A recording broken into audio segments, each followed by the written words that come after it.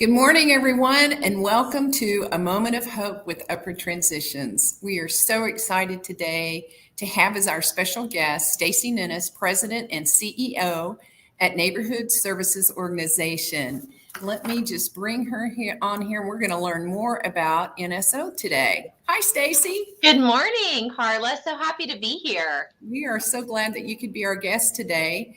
So we don't have a long time. We just have a brief conversation about the work in the community that NSO is doing. So tell us a little bit about the mission of NSO and its services and how it began. Absolutely. Well, NSO actually started right here in our community in 1920.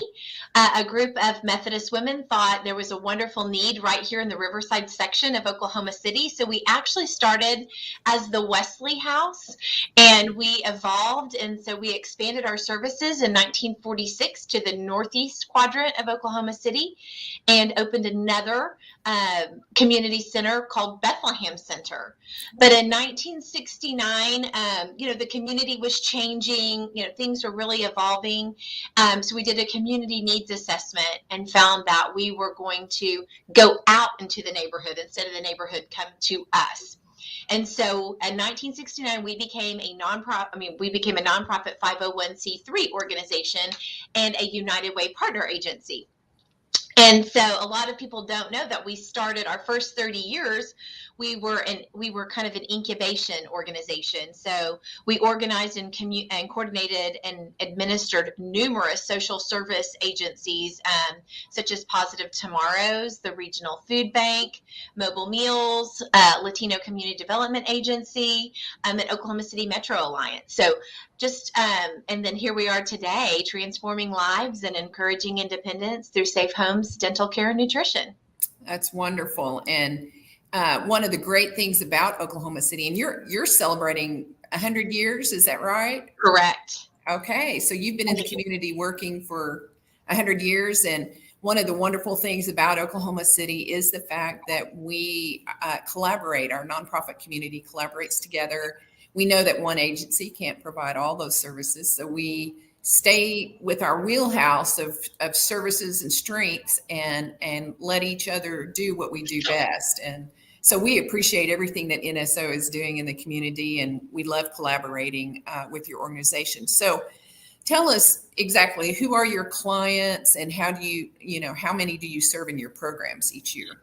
Well, like you said, Carla, we celebrated 100 years in our community, and what a celebration that was. But we did that kind of in true COVID style.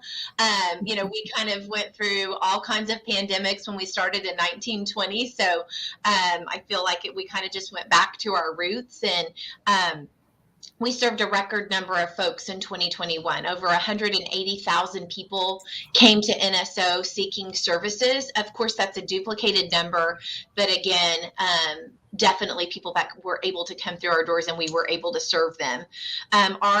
We have such a wide variety of services here at NSO. So the people that we serve come from all over. We have dental patients. We offer women, infants, and children's clinic. And so during COVID, we offered we did virtual services to 50 of our 77 counties. We were doing 7,000 virtual appointments a month. We became a Divergent clinic during COVID. I'm sure you might not know this, but every 15 seconds in 2020, someone was entering the emergency room for a dental-related emergency. And so NSO wanted to divert those folks because we were trying to get people well and get them not see a dental emergency where nothing could be done really in an emergency room. So we were doing Divergent care, and during COVID, we were able to go from a 4-day-a-week clinic to a full-time clinic. So really during COVID, we were able to not only serve people, but we were also able to I feel like expand our services, figure out ways to do that more effectively, more efficiently. One thing that people need to know about NSO is that we're open 365 days a year, 366 on a leap year, 24 hours a day, 7 days a week. So we couldn't close during this time. So we just wanted to continue to do what we do and serve people. So that's kind of where we were. We are so grateful for that too, because, the COVID pandemic did cause a lot of shift, and it did help us really to innovate and to become something more than what we were, and innovate our services and how we reached out to people.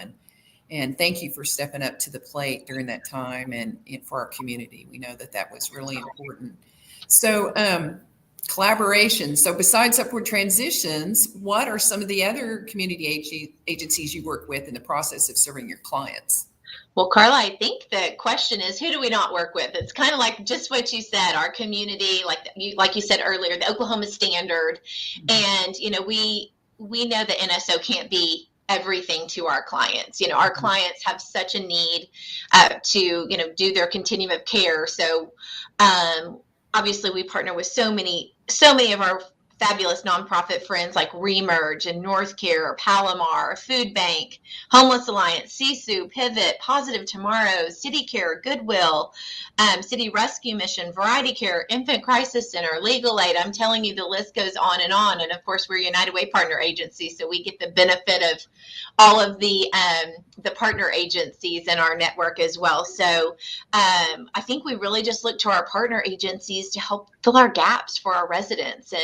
And like you said, that's kind of what we do. I mean, we love our partnership with Upward Transitions. We refer people almost daily to you guys, because of the critical services that you all provide too for our unhoused residents and people that just need, birth certificates or legal documents. It's such an important role that you guys play in serving our community as well. So I think we all just have to work together. That's right.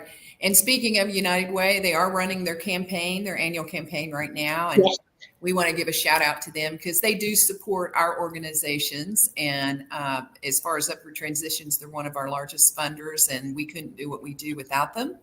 And United Way is doing great work in the community through the partner agencies. I think they've doubled since, 2013, they've doubled their agency roster. So there was around 24, 25 back then. Now there's like 56, 57 agencies now. So the community comes together and works when we need to serve our clients in need and some of our most vulnerable residents. So, with the clients that your agency serves, what do you see as the most prevalent contributing factor to where they're at, like their needs? What is kind of, do you see anything like, is it not enough, employment opportunity, or what is it that you kind of see as a contributing factor to your clients? Well, when you sent the question, didn't even have to think about it. Of course, it was lack of affordable housing. We provide a transitional living component. So we are finding through our data that people are staying longer because they can't find, alternate housing that's affordable. They can't find alternate housing, that's, available. So huge area where we're seeing a need for. Of course, we're also seeing a need for better integrated care.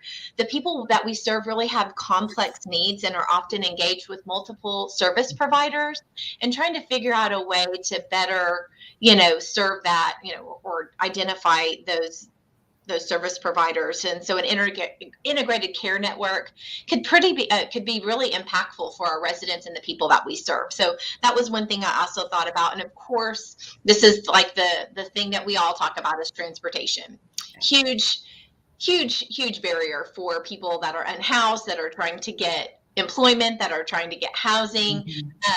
Transportation is trying to get to the doctors, that's another issue. So I always talk about transportation, that's I think a huge barrier that our participants, our clients deal with every day.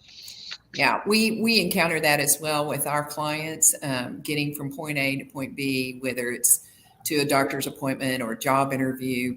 We do try to assist on transportation when we're working with a client, because the case management process is what works. And right. This is what works for our collaboration, is that we get these vulnerable residents into case management, and then we can refer them back to other ones, back and forth to other agencies. Refer to us to get their ID, then we refer back to you, and then you refer maybe to Mental Health Association of Oklahoma, And then, so there is this wraparound services that occurs based on the fact that they're in the case management process and we are able to refer to one another.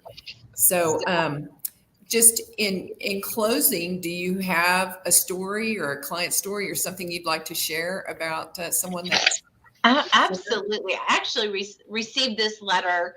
I started my week off with this letter last week. We have a resident that lives with us at Palo Duro, which is it's a permanent supportive housing for individuals who are unhoused and have a diagnosed mental illness. So he is a writer, and sometimes I get blessed to start my week with some of his writings. So I wanted to share this one that he just wrote. He said, "The letters NSO remind me of 3 letters that describe my life with Neighborhood Services Organization. The N for need, the S is for security, and the O is for offer. I had a need for structure, stability, and housing way back in 2006. That's where I found the former pastor of Skyline Urban Ministries, which is another partner agency of ours, who got me in direct contact with the office manager at Palo Duro. I was living in an unsecure environment at the time, poor housing quality, and I had a need. NSO accepted me into the safe environment of Palo Duro with access to free dental care, food resources, a client advocate, and the bond of other residents. I finally had security.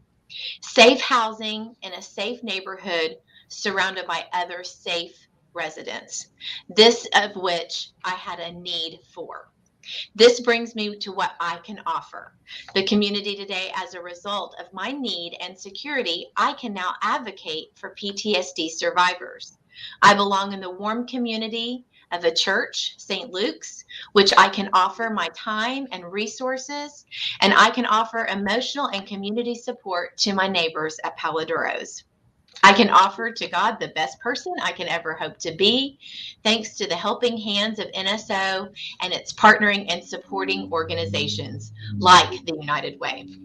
I am ever so thankful for NSO. Thank you to NSO for 15 years of support and continued commitment. You are a blessing." So I think Tim's, letter just basically resounds the collaboration, all of the agencies coming together to make this a success. So I just thought that was an incredible story. That is a very moving letter. It gives you chills just I hearing know, it because, I could see why you would want to that would just make your week getting that from one of the clients. And, that's what makes the work rewarding that we do. I mean, nonprofit work can be challenging and depending also upon the population that you work with. But the reward is when you see lives changed, and we know that NSO is that you guys are changing lives every day, and we're happy to be a part of that collaboration with you on that. And so, well, our time is up today, and we are so excited that you were able to join us today, Stacy, and share more information about NSO and what you do in our community. And we just know that this great work wouldn't continue without you being available to help those who are our most vulnerable citizens. So thank you for everything you do. How can people find out about NSO or reach out to you if they have? Yes, if you know of someone that needs our services or you need our services, please visit our website at nsookc.org. Has all of our contact information on there. So we hope that you'll reach out and learn more. For sure. All right. Well, thank you to our friends at Upward Transitions too. You guys are amazing and doing great things. Appreciate you. We're excited about being a part of the bigger picture. So thank you again for being with us, Stacy. We're going to tell everyone we'll see you later and talk to you next week. Thanks again for joining us. Bye. Bye-bye.